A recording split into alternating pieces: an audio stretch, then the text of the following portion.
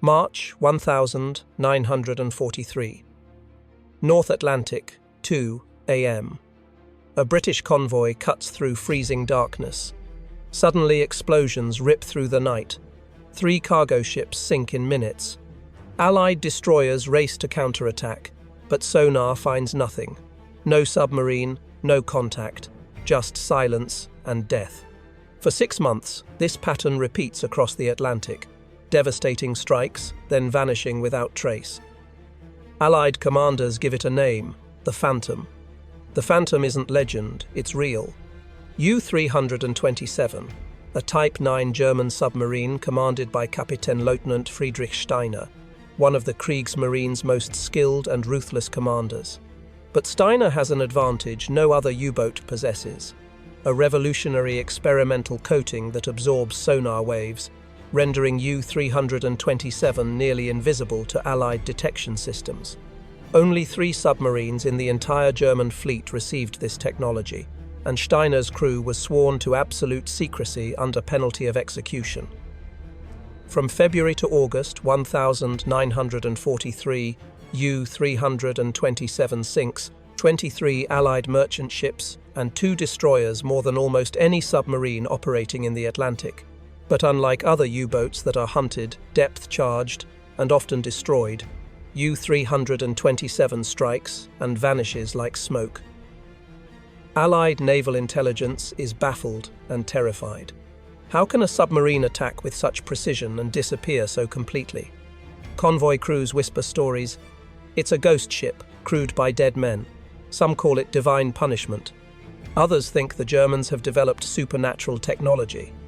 Steiner operates with cold, surgical precision. His tactics are unorthodox and brutal.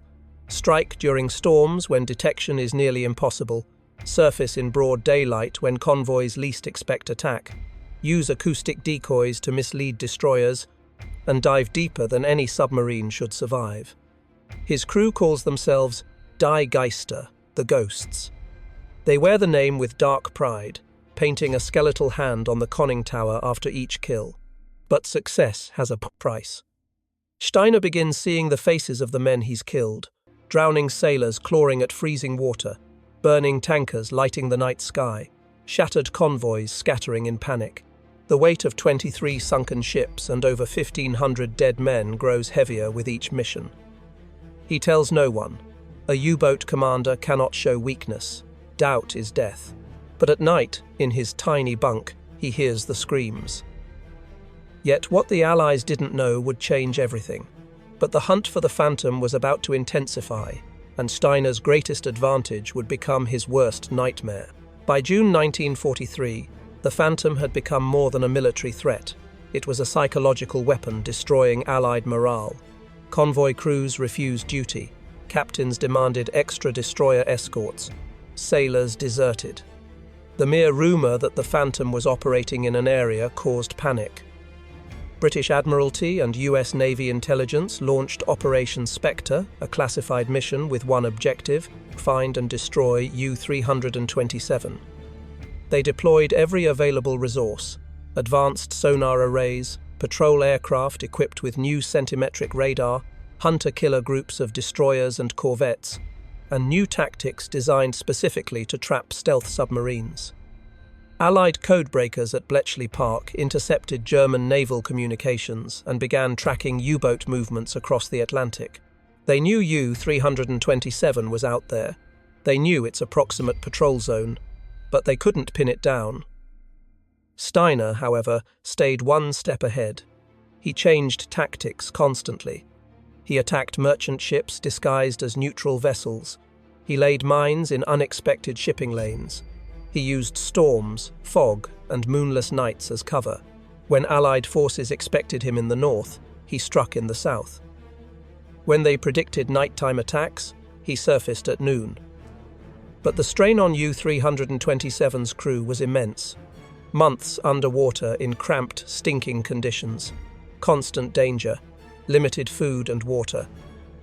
The psychological pull of knowing that every patrol could be their last.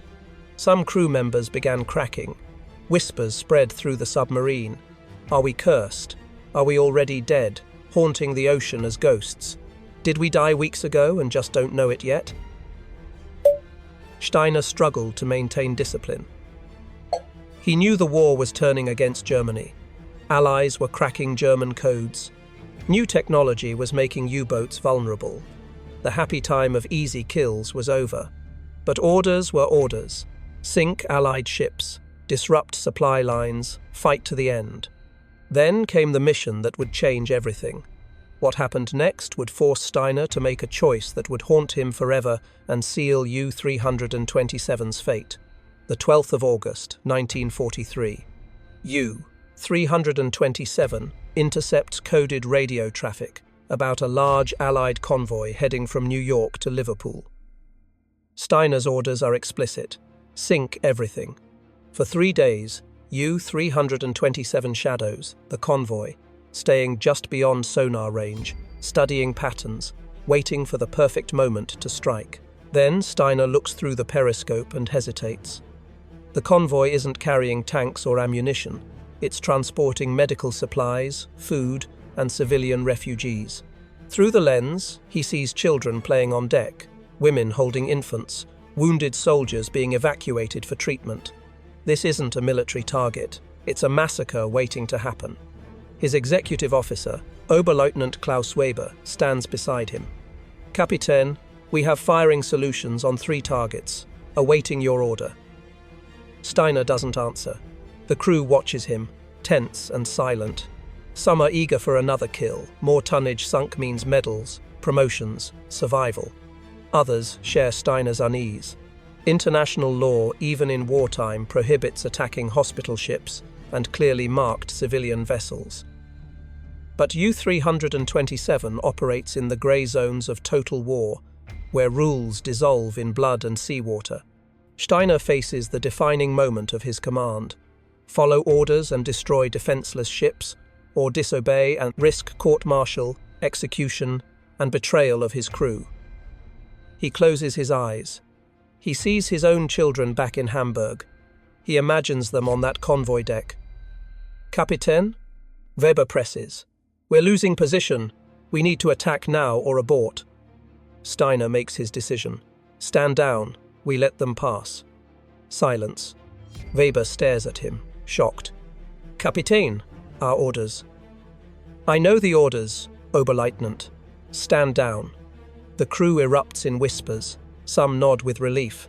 Others shake their heads in disgust, muttering accusations of cowardice. U-327 dives deep and lets the convoy sail past unmolested. But Steiner's choice has consequences, because German Naval Command was listening and they did not tolerate mercy. Within 48 hours, German naval intelligence intercepts reports that a large Allied convoy passed through U-327's patrol zone unharmed. They suspect sabotage, or worse, mutiny. Steiner receives new orders via coded transmission. Return to base immediately for evaluation. He knows what that means: interrogation, trial, execution. But returning to base isn't his only problem. Allied code breakers have cracked the German naval cipher. They know U-327's position. Hunter-killer groups are closing in from 3 directions, and worse division is spreading through his crew. Weber and a faction of hardline Nazis believe Steiner has betrayed the Reich. They whisper about taking command, finishing the mission, and reporting Steiner's cowardice when they return. Others remain loyal to Steiner, believing he made the right choice. The submarine becomes a pressure cooker of paranoia, fear, and rage. On August 16, everything explodes. Weber confronts Steiner in the control room. "You've condemned us all, Kapitän. We should have sunk that convoy. Now command thinks we're traitors." "We're not murderers," Steiner replies coldly. "We're soldiers," Weber shouts. "We follow orders." Before Steiner can respond, the sonar operator screams, "Destroyers! 2 contacts, closing fast." Operation Spectre has found them. The hunt is over. The trap is sprung. What happened in the next 12 hours would become one of World War II's greatest unsolved mysteries. "Dive! Emergency dive! Take us down!"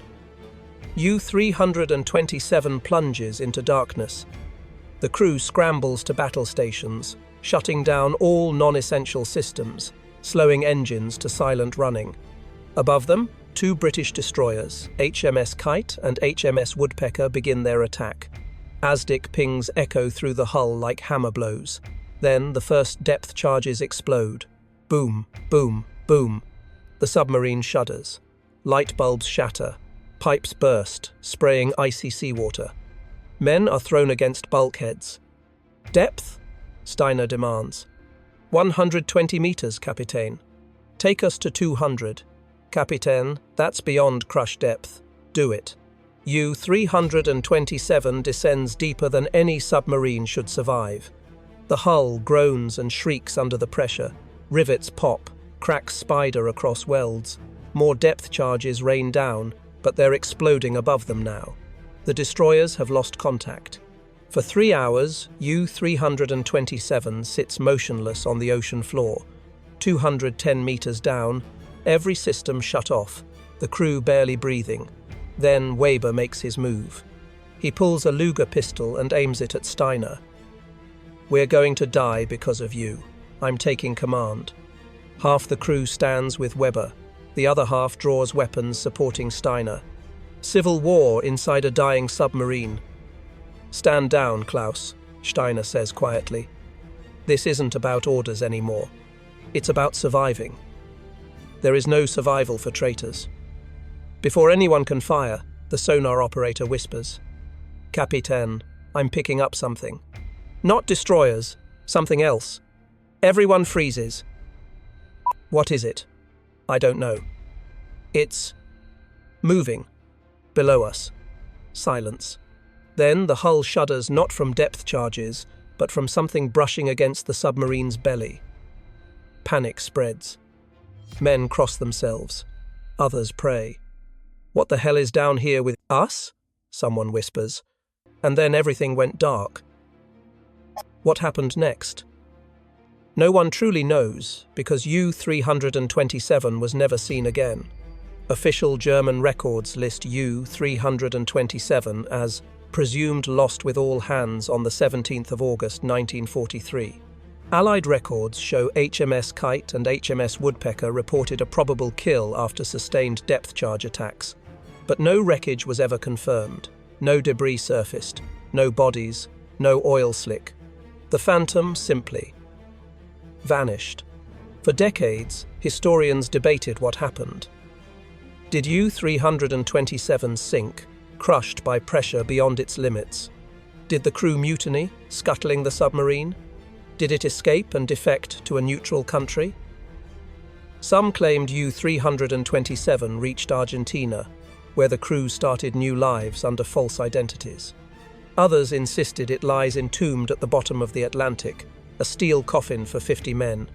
In 1998, Norwegian deep-sea researchers discovered wreckage off the coast of Iceland consistent with a Type 9 U-boat. But the wreck was too deep and too damaged for positive identification. Modern sonar surveys have located over a dozen unidentified submarine wrecks in the North Atlantic. Any one of them could be U-327. The Phantom remains a ghost, but the legacy endures. U-327's experimental stealth coating was never mass-produced, but it influenced Cold War submarine design. Modern stealth submarines owe a debt to those early experiments. Steiner's tactics, psychological warfare, unpredictable strikes, disappearing without trace became standard doctrine taught in naval academies worldwide. But the human cost was staggering. U-327 alone sank ships carrying over 1,500 men. The broader Atlantic campaign killed tens of thousands sailors, soldiers, civilians. Was Friedrich Steiner a hero or a war criminal? A brilliant tactician or a haunted man who lost his nerve? The answer depends on perspective. To Allied sailors, he was a demon, a phantom who killed without mercy. To his crew, he was a leader who tried to preserve their humanity, even in hell. To historians, he remains an enigma, a man whose final act of conscience may have saved hundreds of lives, but condemned his own crew. And to the families still searching for answers, He's a ghost story that never ends. Somewhere, deep in the cold Atlantic, U-327 may still rest a tomb for 50 men who became ghosts long before they died. Was the phantom real, or just a legend born of fear and fog? And if it sank that day, why was no wreckage ever confirmed? The ocean keeps its secrets, and some mysteries are meant to stay buried. But every now and then, sailors still report strange sonar contacts in the North Atlantic, contacts that appear, strike, and vanish without explanation. Could the phantom still be out there? Or is it just an echo of a war that never truly ended? What do you think happened to U-327? Did it sink? Or did the crew escape? Was Friedrich Steiner a hero for refusing to kill civilians, or did his hesitation doom his men? Drop your theories in the comments below. If you believe the ocean still hides World War II's darkest secrets, hit that like button. Subscribe for more untold stories from the Second World War, the mysteries, the heroes, the ghosts that still haunt history. And share this video with anyone fascinated by naval warfare and the unsolved mysteries of the Atlantic. Because the hunt for the phantom isn't over. The truth is still down there,